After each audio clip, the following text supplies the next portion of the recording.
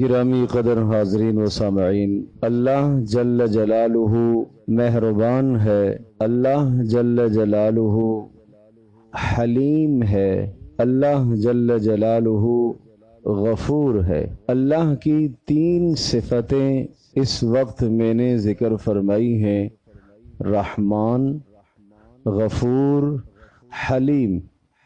رحمان کا معنی ہے بہت بڑا مہربان، اتنا بڑا مہربان جس کی مہربانی، جس کا لطف، جس کا کرم جوش مار رہا ہو۔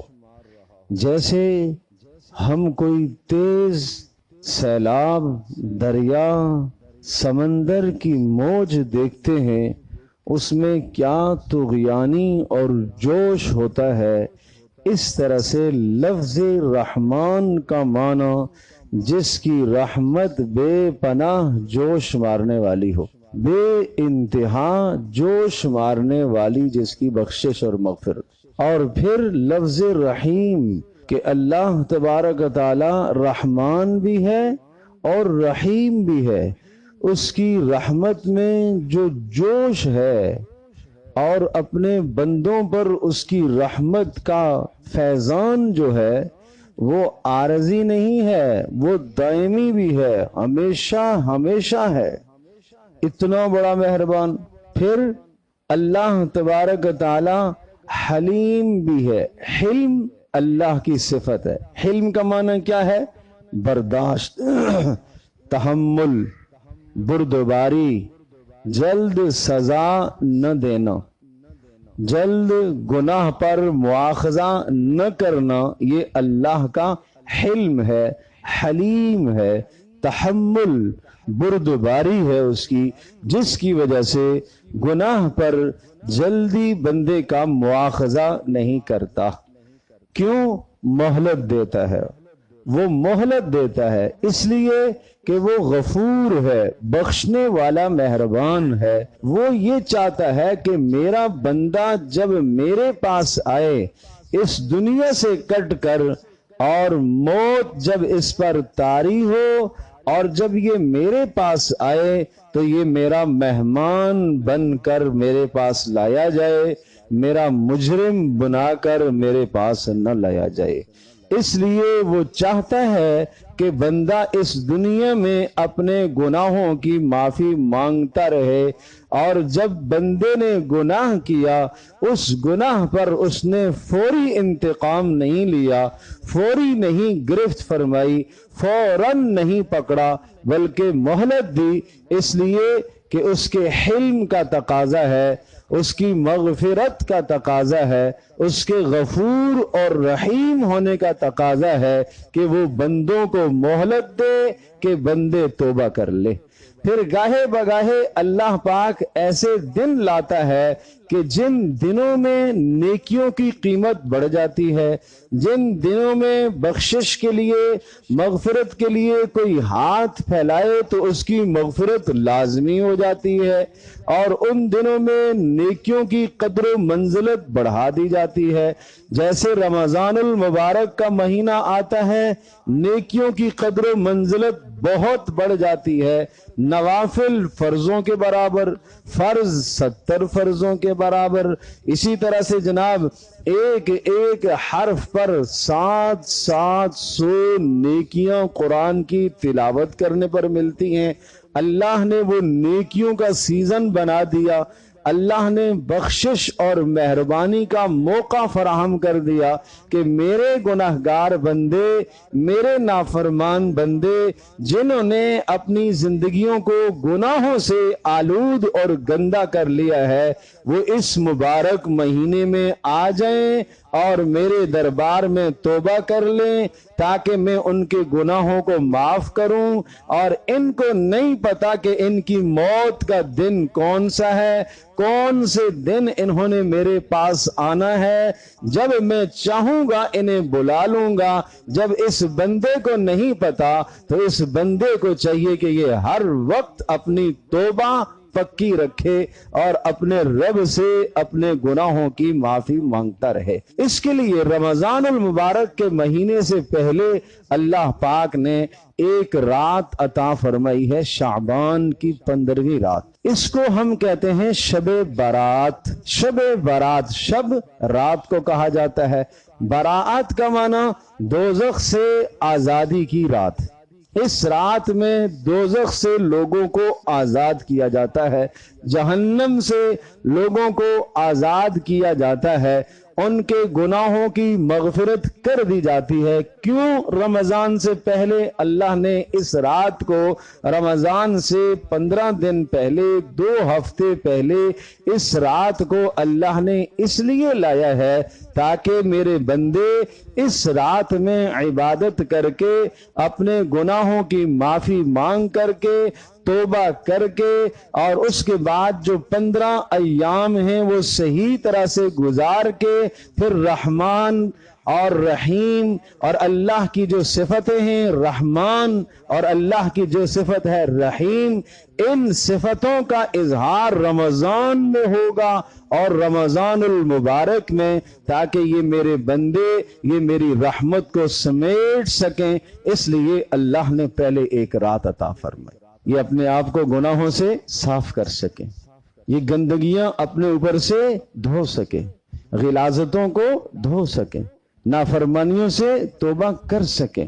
اور جب یہ نافرمانیوں سے توبہ کر کے چند دن اپنی ٹھیک زندگی گزاریں گے تو رمضان کی پہلی تاریخ سے ان کے لیے جنت کے دروازے کھول دیے جائیں گے، ان کے لیے جہنم کے دروازے بند کر دیے جائیں گے، ان کے لیے فرشتے اتار دیے جائیں گے جو ان کی دعاؤں پر آمین کہیں گے، ان کو فرشتے آ کے مصافحہ کریں گے، ان کے اعمال کو فرشتے درج کریں گے، سحر اور افطار میں ان کی دعاؤں پر فرشتے آمین کہنے کے لیے آسمان سے اتارے جائیں گے۔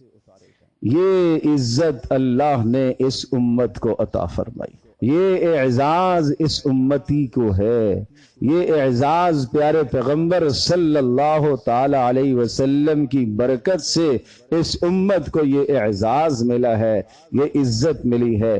حضرت عائشہ رضی اللہ تعالی عنہا ارشاد فرماتی ہیں، رمضان شعبان کی 15ویں شب کو ایک مرتبہ میں نے پیارے پیغمبر صلی اللہ تعالی علیہ وسلم کو رات کو بستر سے غائب پایا۔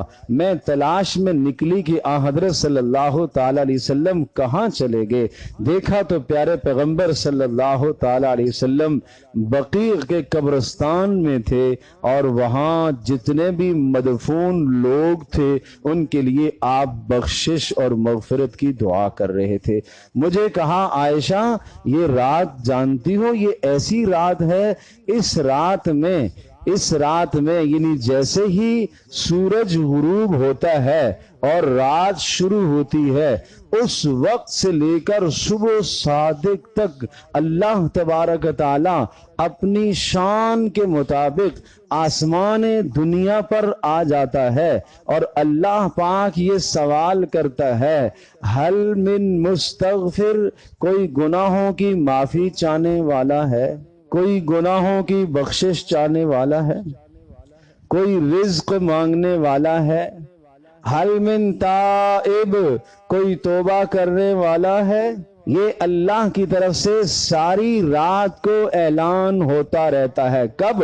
15ویں شعبان کو، 15ویں شب کو، شعبان کی 15ویں رات کو یہ اللہ کی جانب سے اعلان ہوتا رہتا ہے، اور ساری رات اعلان ہوتا ہے، اور اپنی شان کے مطابق اللہ پاک آسمان دنیا پر اللہ پاک تشریف فرما ہوتا ہے۔ اللہ تبارک تعالی مکان سے، جگہ سے اللہ مبرہ منزہ پاک ہے۔ یہ سمجھایا ہے کہ گویا کہ قربت کی طرف اشارہ ہے، اللہ اپنے بندوں کے قریب آ جاتا ہے، اور اللہ اپنے بندوں کے گناہوں کو اس رات میں معاف کرنا چاہتا ہے۔ اللہ چاہتا ہے کہ بندے بخشے جائیں، اللہ چاہتا ہے کہ مجھ سے ہاتھ پھیلائیں، اللہ چاہتا ہے کہ مجھ سے معافی مانگے۔ وہ سوال بھی کر رہا ہے سوچو تو صحیح، ایک آدمی چوک میں چراہے میں کھڑے ہو کر اسپیکر لے کر یہ اعلان کرے، بستی کے اندر، محلے میں، بازار میں، شہر میں، ارے کسی کو فلاں چیز کی ضرورت ہے آ جاؤ، کسی کو ضرورت ہے، کتنا چاہیے آ جاؤ، وہ خزانے کھول کے بیٹھا ہوا ہے، کتنا چاہیے آ جاؤ، پھر بھی کوئی آدمی وہاں نہ جائے اور اپنے گھر کا دروازہ بند کر لے اور اپنے آپ کو مستغنی سمجھے تو کتنا بد نصیب آدمی ہے۔ اللہ پاک آواز لگائے، کوئی ہے توبہ کرنے والا، کوئی ہے گناہوں کی معافی مانگنے والا، کوئی ہے رزق چاہنے والا، کوئی کسی مشکل میں پھنسا ہوا ہے، یہ اللہ کی طرف سے آواز لگتی ہے۔ لیکن انسان غافل اگر اس رات میں بھی سویا ہوا ہے، اس رات میں بھی گناہوں میں مبتلا ہے، نافرمانیوں میں مبتلا ہے، تو اس جیسا بد نصیب پھر کون ہوگا؟ تو آپ نے قبرستان میں جا کر بخشش اور مغفرت کی دعا فرمائی ہے، اور اسی طرح سے رات کو نفلی عبادت کی ہے، اور تیسرا اگلے دن کا روزہ رکھا ہے، شعبان کا روزہ، شعبان کے مہینے کے روزے کثرت سے آپ رکھا کرتے تھے۔ یہ رمضان المبارک کے مہینے کی تیاری ہے۔ یہ کیا ہے؟ یہ رمضان المبارک کے مہینے کی تیاری ہے۔ تو گویا خلاصہ یہ ہوا کہ پیارے پیغمبر صلی اللہ تعالی علیہ وسلم سے شعبان کی 15ویں شب کو یا شعبان کی 15ویں کو 3 اعمال آپ سے ثابت ہیں، صرف 3 اعمال۔ اللہ کے نبی صلی اللہ تعالی علیہ وسلم اپنی امت پر شفیق تھے، کوئی ایسا عمل امت کے فائدے کے لیے ہوا آپ نے نہیں چھوڑا، آپ نے اسے ضرور بیان فرمایا، آپ نے اسے ضرور بیان فرمایا۔ تو کیا 3 اعمال ہیں؟ نمبر 1، قبرستان جانا۔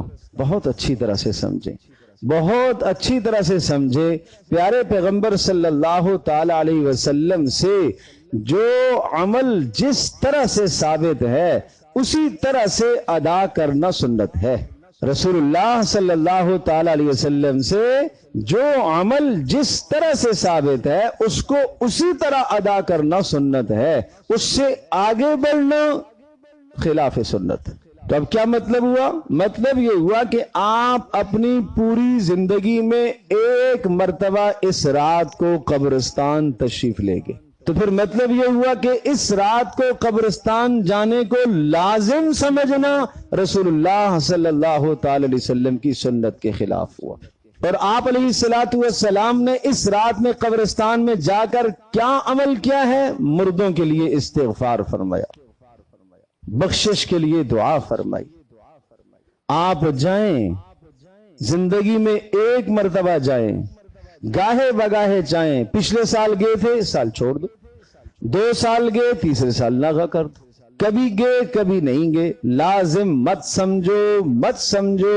جو چیز لازم نہیں کی رسول اللہ صلی اللہ علیہ وسلم نے اس کو لازم اور فرض کا درجہ دینا، عشاء کی نماز فرض وہ اس نے نہیں پڑھی، اگلے دن فجر فرض وہ اس نے نہیں پڑھی، لیکن رات یہ قبرستان میں گیا، اس نے پتیاں بھی ڈالیں اور اس نے جناب چادر بھی چڑھائی اور اس نے پھولوں کا بھی چھڑکاؤ کیا۔ مجھے بتاؤ پیارے پیغمبر صلی اللہ تعالی علیہ وسلم کی سنت اور آپ کے بتلائے ہوئے عمل سے آگے کیوں بڑھا ہے؟ یہ اسی کا نام بدعت ہے، اسی کا نام بدعت ہے۔ آپ نے ارشاد فرمایا، جس نے میرے دین کے اندر ایسی بات کہی، ایسی بات کی جس کو میں نے نہیں بتایا، نہیں کیا، فَهُوَ رَدٌّ، وہ مردود ہے، وہ نہیں قبول ہوگی تم سے۔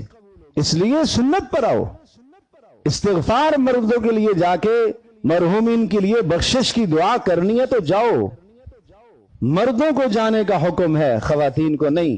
اس قدر مجمع لے کر جانا کہ بچے اور بوڑھے اور بچے اور عورتیں، اور وہاں اختلاط، اور وہاں پھر جناب پھول، اور جناب وہاں پتیاں، اور پھر وہاں چادریں، اور پھر وہاں چھڑکاؤ پانی، یہ سب چیزیں رسول اللہ صلی اللہ علیہ وسلم نے نہیں کی بھائی۔ جتنا مجھے اور آپ کو اپنے عزیزوں سے پیار ہے، پیارے پیغمبر صلی اللہ تعالی علیہ وسلم کو اس سے کہیں زیادہ اپنے مرحومین سے پیار تھا، اس سے کہیں زیادہ ان کو اپنے مرحومین سے محبت تھی۔ آپ کے رفقا جو آپ سے پہلے دنیا سے چلے گئے، آپ کے اعزا اقربا جو رشتہ دار دنیا سے رخصت ہو گئے، کیا آپ کو ان سے محبت نہیں تھی؟ لیکن آج خرافات میں امت کھو گئی ہے، آج بدعات میں ہم چلے گئے، رسومات میں ہم چلے گئے، اور ان رسومات اور خرافات اور بدعات کو ہم نے دین کا حصہ سمجھ لیا۔ پیارے پیغمبر صلی اللہ علیہ وسلم کا اعلان سن لو، وہ عمل جو آپ علیہ السلام نے نہیں کیا، آپ کہیں گے ارے نہیں کیا تو ہم نے کر لیا تو ثواب ہی تو ہے۔ ارے نہیں ہے ثواب، جمعے کی 2 رکعتیں پڑھتے ہو، باجماعت ادا کرتے ہو، 4 پڑھ لیں، کیا حرج ہے؟ سارے آپ کہیں گے نماز نہیں ہوئی۔ ہر روز ظہر کی نماز میں ہم آہستہ قرات کرتے ہیں، جمعے کو ہم زور سے قرات کرتے ہیں۔ آج اگر ہم نے آہستہ قرات کر دی، آپ کہیں گے نماز نہیں ہوئی، خلاف سنت ہے نا، اس لیے اللہ کے نبی نے ایسے نہیں بتایا۔ تو دین کے اندر اپنی طرف سے چیزوں کو مت بڑھاؤ، یہ سنت کے خلاف ہے۔ رسول اللہ صلی اللہ تعالی علیہ وسلم نے فرمایا ہے کہ قیامت میں حوض کوثر پر میں ہوں گا، اور کچھ لوگ ایسے آئیں گے کہ جو میرے پاس لائے جا رہے ہوں گے، دور سے میرے پاس آ رہے ہوں گے، اور میں کہوں گا آنے دو، ان کے چہرے چمک رہے ہوں گے۔ کیوں؟ اس لیے کہ انہوں نے وضو کیے، اعضائے وضو ان کے چمک رہے ہوں گے۔ میں کہوں گا یہ میرے امتی ہیں، لاؤ ان کو میں پانی پلاؤں، پانی پلاؤں۔ فرشتے کہیں گے نہیں نہیں، اللہ کے نبی آپ کو نہیں معلوم، آپ کے جانے کے بعد انہوں نے آپ کے دین کا حلیہ بگاڑ دیا تھا، انہوں نے بیچ میں رسومات اور بدعات ڈال دی تھی۔ تو میں کہوں گا سحقن لہم، سحقن لہم، تباہی ہے ان کے لیے، بربادی ہے ان کے لیے، لے جاؤ ان کو جہنم میں، مجھے ایسوں کی کوئی ضرورت نہیں۔ تو اس لیے ایک عمل ہے رات کو قبرستان جانا، لیکن میں عرض کر رہا ہوں ساری زندگی میں آپ ایک مرتبہ گئے تو اس کو التزام نہ سمجھے، اور وہاں جا کے صرف استغفار کرنا ہے، باقی دیگر خرافات سے اپنے آپ کو بچائیں۔ میں بتا چکا ہوں تفصیل سے، ان چیزوں سے اپنے آپ کو بچائیں، بجائے ثواب کے گناہ کما کر لائیں گے۔ اگر وہ خرافات اختیار کی ہیں تو پھر بجائے ثواب کے گناہ لے کر آئیں گے۔ نمبر 2، رات کو عبادت ہے، انفرادی عبادت ہے، اجتماعی عبادت نہیں ہے۔ زیادہ سے زیادہ کسی نے بات کر لی، بیان کر لیا، ترغیب دے دی، چند لوگ جمع ہو گئے، بات کر لی، اس کے بعد نوافل ادا کرو الگ الگ ہو کر، انفرادی طور پر۔ دیکھو نا جملے تو سنو، اللہ کیا کہہ رہا؟ حل من تائب، کوئی ایک آدمی توبہ کرنے والا ہے؟ الگ الگ اللہ ہر ایک سے الگ الگ ملنا چاہ رہا اس رات کو۔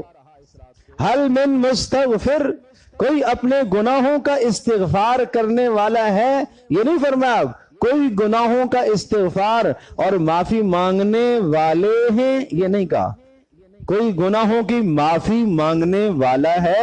پتہ یہ چلا کہ اللہ انفرادی پکار رہا ہے ہر ایک کو۔ تو تنہائی میں ہو کر، علیحدہ ہو کر، اگر گھر میں نہیں جی لگتا، مسجد میں کنارے میں آ کر بیٹھ کر عبادت کرو، مانا یہ بھی ٹھیک ہے، لیکن انفرادی، اجتماعی عبادت نہیں ہونی چاہیے۔ اور تیسرا عمل، اگلے دن کا روزہ ہو سکے تو روزہ رکھ لو۔ تو یہ 3 اعمال ہیں اس مبارک شب کے، اور پھر فرمایا کہ اس رات میں اللہ جل جلالہ سب لوگوں کی بخشش کر دیتا ہے۔ ایک حدیث میں آتا ہے قبیلہ بنو کلب کی بکریوں، قبیلہ بنو کلب مدینہ میں وہ قبیلہ تھا جس کی سب سے زیادہ بکریاں تھیں، اور ان بکریوں کے جسموں پر جتنے بال ہیں اتنے لوگوں کو اللہ جہنم سے اس رات کو آزاد کرتا ہے۔ سوچو تو صحیح، ایک بکری کے جسم پر کوئی بال گن سکتا ہے؟ اور پھر کتنی ریوڑ کے ریوڑ ہوں، پھر ان کے جسموں پر کتنے بال ہوں، ان سب کے بالوں کے برابر اللہ جہنم سے لوگوں کو آزاد کرتا ہے اور ان کی بخشش اور مغفرت کا فیصلہ فرماتا ہے۔ لیکن کچھ بد نصیب ایسے ہیں کہ جن کی بخشش اس رات کو نہیں ہوتی۔ آگے آنے والی مقدس رات، لیلۃ القدر کی رات، ان مقدس راتوں میں کچھ لوگوں کی بخشش نہیں ہوتی۔ نمبر 1، المشرک، شرک کرنے والا جب تک شرک سے توبہ نہیں کرے گا اس کی بخشش نہیں ہوتی۔ انہ من یشرک باللہ فقد حرم اللہ علیہ الجنہ، جس نے اللہ کے ساتھ شریک ٹھہرایا کسی کو، اس پر اللہ پاک نے جنت کو حرام کر دیا ہے۔ شریک ٹھہرانا اللہ کے ساتھ، اللہ کے ساتھ عبادت میں شریک ٹھہرانا، علم میں شریک ٹھہرانا، قدرت میں شریک ٹھہرانا، جو اللہ کی قدرت ہے یہ کسی اور کے لیے ماننا شرک ہے۔ جیسا اللہ پاک عالم الغیب ہے، جیسے اللہ کا علم ہے، یہ علم کسی اور کے لیے تصور کرنا شرک ہے۔ جیسے اللہ کی تعظیم کی جاتی ہے، سجدہ کیا جاتا ہے، جھکا جاتا ہے اللہ کے سامنے، یہ جھکاؤ، یہ تعظیم اللہ کے سوا کسی اور کے سامنے کرنا شرک ہے۔ اس شرک سے اپنے آپ کو بچاؤ۔ اعمال میں دکھلاوا شرک ہے، یہ عمل میں کر رہا ہوں صرف اللہ کی رضا کے لیے۔ اگر عمل کرتے وقت، نماز کے وقت، روزے کے وقت، صدقہ کے وقت، صدقہ کرتے وقت اگر دل میں یہ خیال اور جذبہ آ گیا کہ فلاں آدمی دیکھ رہا ہے تاکہ وہ یہ سمجھے کہ بہت نیک عمل کرنے والا انسان ہے، یہ بڑا صدقہ کرنے والا آدمی ہے، یہ بڑا سخی آدمی ہے، فلاں آدمی کی منشا اور اس کی چاہت اللہ کی منشا کے ساتھ شریک کر دی ہے تو یہ شرک کہلاتا ہے۔ صدقہ اللہ کی رضا کے لیے دینا تھا، نماز اللہ کی رضا کے لیے پڑھنی تھی، غریب کے ساتھ مدد اللہ کی رضا کے لیے کرنی تھی۔ اب مدد میں ساتھ یہ بات بھی آ گئی، اللہ کی رضا بھی ہے، اللہ خوش ہو جائے، لیکن تھوڑا سا میرا بھی نام ہو جائے تاکہ پتہ چلے یہ آدمی سخی ہے، تو اللہ کی رضا کے ساتھ دوسرے کی رضا کو شریک کر دیا، اس کا نام شرک ہے، یہ عمل میں شرک ہے، یہ عمل اللہ کے یہاں قبول نہیں۔ فمن كان يرجو لقاء ربه فليعمل عملا صالحا ولا يشرك بعبادة ربه أحدا۔ جو آدمی یہ چاہتا ہے، جس کا یہ ایمان ہے، جس کا یہ یقین ہے کہ اسے اللہ سے ملنا ہے، اسے اللہ کے پاس پیش ہونا ہے، وہ عمل خالص لے کے آئے۔ فمن كان يرجو لقاء ربه فليعمل عملا صالحا، خالص عمل لے کر آئے، ولا يشرك بعبادة ربه احدا، اس اللہ کے ساتھ اس کی عبادت میں کسی کو شریک نہ ٹھہرائے۔ تو مشرک کی بخشش نہیں ہوگی جب تک وہ شرک سے توبہ نہیں کرے گا۔ نمبر 2، عاق الوالدین، ماں باپ کا نافرمان، ماں باپ کا نافرمان نہیں بخشا جائے گا اس رات کو جب تک ماں باپ سے اپنی غلطی کی معافی ماں باپ سے نہیں مانگے گا، نہیں بخشا جائے گا۔ عاق الوالدین، عاق الوالدین، ساری رات عبادت کرتا رہے، اگر ماں باپ اس سے راضی نہیں ہیں نہیں بخشا جائے گا۔ اس لیے میرے عزیز، میرے دوست، میرے جوان، دیکھ لے، اگر ماں باپ ناراض ہیں تو ماں باپ کو راضی کر لو بھائی۔ یہ وہ معاذ ہے، یہ وہ جگہ ہے جہاں شکست کھانا جیتنا ہے، جہاں نیچے ہونا ہی جیت ہے۔ ماں باپ کی آواز سے آواز اونچا کرنا کوئی جیت نہیں ہے بھائی، کوئی جیت نہیں ہے۔ یہاں آواز کو پست رکھنا جیت ہے، یہاں جھک جانا ہی جیت ہے۔ نہ بحث مباحثہ کرو ماں باپ کے ساتھ، زیادتی بھی کر لے درگزر کر لو، ظلم بھی کر لے درگزر کر لو، معاف کر دو۔ وَإِن ظَلَمَا، اے اللہ کے رسول، ماں باپ نے ظلم کیا تو پھر کہا وَإِن ظَلَمَا، ظلم کرے جب بھی تو نے نیکی کرنی ہے ان کے ساتھ، پھر کہا وَإِن ظَلَمَا، اللہ کے رسول اگر ماں باپ ظلم کریں، پھر فرمایا وَإِن ظَلَمَا، اگرچہ وہ ظلم کریں تیرے لیے ظلم کرنا ان کے ساتھ جائز نہیں۔ اس لیے ماں باپ کے حقوق ادا کرو۔ وَاخْفِضْ لَهُمَا جَنَاحَ الذُّلِّ مِنَ الرَّحْمَةِ وَقُلْ رَبِّ ارْحَمْهُمَا كَمَا رَبَّيَانِي صَغِيرًا، اپنے آپ کو ان کے سامنے جھکا لو، نیچے کر لو، اور اللہ سے یہ مانگتے رہو، اے اللہ انہوں نے میری بچپن میں تربیت کی ہے، مجھے پالا پوسا یہاں تک پہنچایا، اے اللہ تو ان کی بخشش فرما۔ اور ساری زندگی آپ نے خدمت کی ہے ماں باپ کی، اگر ماں باپ کے مرنے کے بعد ان کے لیے دعا نہیں کی تب بھی آپ نے ماں باپ کا حق نہیں ادا کیا، مرنے کے بعد بھی ان کے لیے دعاؤں کو جاری رکھنا ہے۔ یہ رشتہ ناتا ایسا ہے یہ رشتہ ناتا ختم ہونے والا نہیں ہے، ماں باپ چلے گئے تو اب آپ کے رشتے ختم ہو گئے، نہیں بھائی نہیں۔ تو اس لیے عاق الوالدین، ماں باپ کے نافرمان کی بخشش بھی نہیں ہوتی۔ ہاں اگر ماں باپ دنیا سے ناراض چلے گئے، اسلام میں پھر بھی حل موجود ہے، اسلام میں پھر بھی حل موجود ہے۔ جاؤ ماں باپ کے قرابت داروں کے ساتھ اچھا سلوک کرو، جاؤ چچا کی خدمت میں، تایا کی خدمت میں، جاؤ پھوپھیوں کی خدمت میں، اپنی خالاؤں کی خدمت میں، ماموں کی خدمت میں جاؤ، ان کی جا کے خدمت کرو، امید ہے تلافی ہو جائے گی۔ اور ماں باپ کے لیے بخشش کی دعا کرو اگر وہ ناراض چلے گئے، جتنا آپ کی جانب سے ان کو دکھ ملا، جتنا آپ نے ستایا، اتنی ان کے لیے بخشش کی دعا کرو تو یہ بدلہ ہو جائے گا، پھر بدلہ ہو جائے گا۔ آپ نے 7 سال ان کو ستایا، دل دکھایا، ان کے دن رات دن دکھائے، دن رات ان کا دل دکھایا، تو پھر 7 سال آپ بھی ان کے لیے دن رات لگ کر بخشش مانگو اللہ سے، پھر کام بن جائے گا۔ عاق الوالدین، ماں باپ کے نافرمان کی بخشش بھی اس رات کو نہیں ہوتی۔ مدمن خمرن، شراب کا عادی، اس کی بخشش بھی اس رات کو نہیں ہوتی۔ نشے کا عادی، اس کی بخشش بھی اس رات کو نہیں ہوتی جب تک اس نشے سے وہ توبہ نہیں کرے گا۔ آج شراب کا نام بدل کر نئی نسل ایسی نشہ آور چیزوں کے استعمال میں لگ گئی ہے، اپنا ایمان بھی، اپنی جان بھی، اپنی صحت بھی، اپنا سب کچھ تباہ کر بیٹھا ہے۔ غلط سوسائٹیوں میں، غلط مجالس میں بیٹھ کر اپنا سب کچھ برباد کرتا ہے۔ اس لیے مدمن خمرن، شراب کا عادی، اس کی بخشش بھی نہیں ہوتی۔ القاتل، قتل کرنے والا، کسی کی جان مارنے والا، اس کی بخشش بھی نہیں ہوتی جب تک توبہ نہیں کرے گا، جب تک اس جرم کی تلافی نہیں کرے گا، اس کی بھی بخشش نہیں ہوتی۔ قاتل، کتنے بدترین جرم ہے یہ۔ المشاحن، دل میں کینہ رکھنے والا، کینہ پرور، اس کی بخشش بھی اس رات کو نہیں ہوتی۔ کیوں اپنے دل کو مسلمان بھائی کے کینے سے بھرتے ہو بھائی؟ میرے عزیز، میرے دوست، یہ دل اس لیے تھا، اس دل میں اللہ کی محبت آتی، اس دل میں محمد رسول اللہ صلی اللہ تعالی علیہ وسلم کی محبت ہوتی، اس دل میں اللہ کا خوف ہوتا، اس دل میں جنت کا شوق ہوتا، اس دل میں جہنم کا خوف ہوتا۔ اس دل میں کیوں غیروں کی نفرت بٹھائی ہوئی ہے؟ یہ ظلم ہے، سراسر ظلم ہے۔ دل میں یہ چیز بٹھانے کی نہیں تھی بھائی۔ اللہ کے نبی صلی اللہ تعالی علیہ وسلم فرما رہے، میں یہ چاہ رہا ہوں کہ میں اس دنیا سے رخصت ہو جاؤں، میں سلیم الصدر رخصت ہو جاؤں، میرے دل میں کسی کی کوئی برائی میرے دل میں نہ ہو، میں اس طرح سے دنیا سے جانا چاہتا ہوں۔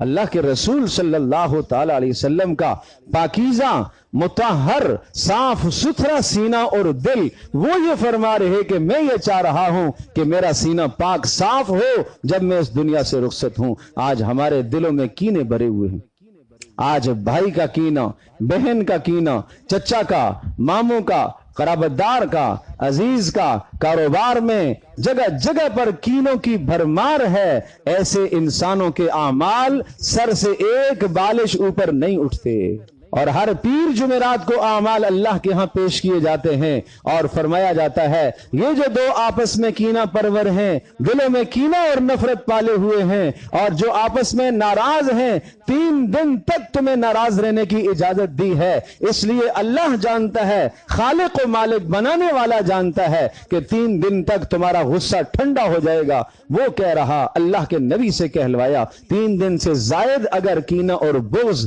اور نفرت دل میں رکھی اور اپنے بھائی سے ناراض رہا، اسی حال میں اگر مر گیا تو دونوں جہنم میں جائیں گے۔ کتنی سخت بات ہے۔ قطات، چغل خور، چغل خور کی بھی بخشش اس رات کو نہیں ہوتی، جو چغلیاں کھاتا ہے، ایک کی بات دوسرے کے سامنے، دوسرے کی بات تیسرے کے سامنے لڑائی بجائی کرنے کی کوشش کرتا ہے، 2 آدمیوں کے درمیان میں نفرت ڈالنے کے لیے ایسی باتیں کرتا ہے۔ ایسے شخص کی بھی، چغل خور کی بھی بخشش نہیں ہوتی۔ مسبل الازار، بہت بہت بہت چھوٹا گناہ سمجھتے ہو بھائی، بہت چھوٹا گناہ سمجھتے ہو بھائی، اور جب اس گناہ سے روکا جاتا ہے تو طنزیہ جملے سننے کو ملتے ہیں۔ مسبل الازار، وہ مرد جس کا لباس اوپر سے جانے والا نیچے ٹخنوں کو چھپا لے، اس کی بخشش بھی نہیں ہوگی۔ یہ کوئی گناہ معمولی ہے؟ یہ تکبر ہے۔ یہ تکبر تو اللہ کو پسند نہیں ہے، یہ اللہ کے نبی صلی اللہ تعالی علیہ وسلم کی سنت کے خلاف ہے۔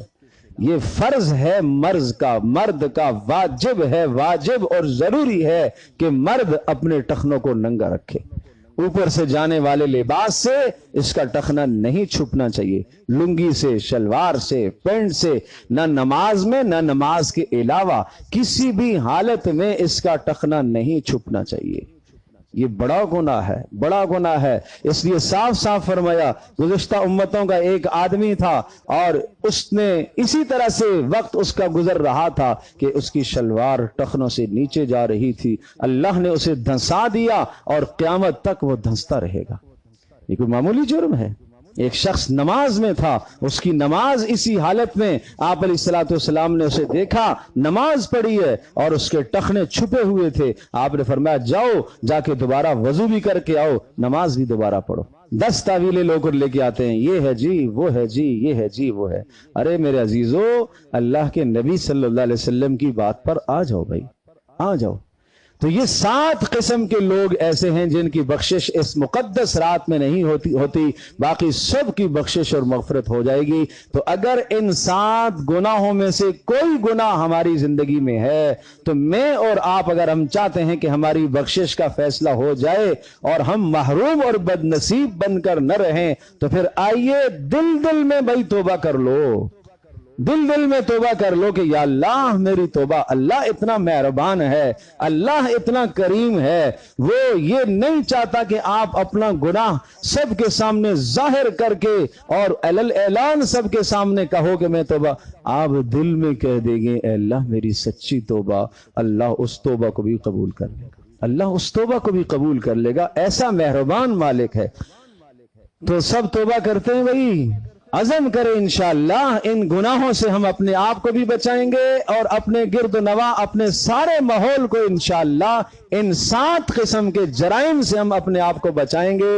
اور 15 شعبان کی جو رات ہے، جو 3 اعمال بتلائے، وہ 3 اعمال ہم اسی طرح سے ادا کریں گے جس طرح سے رسول اللہ صلی اللہ علیہ وسلم سے ثابت ہیں، ہم اس سے آگے ایک ذرا نہیں بڑھیں گے، ہم سنت کے خلاف نہیں کریں گے، ہم بدعات کا ارتکاب انشاءاللہ نہیں کریں گے، ہم محمد رسول اللہ صلی اللہ علیہ وسلم کے طریقے پر چلنے کی کوشش کریں گے تاکہ اللہ پاک ہمارے گناہوں کی بخشش فرمائے۔ اللہ مجھے بھی، آپ کو، ہم سب کو عمل کی توفیق عطا فرمائے۔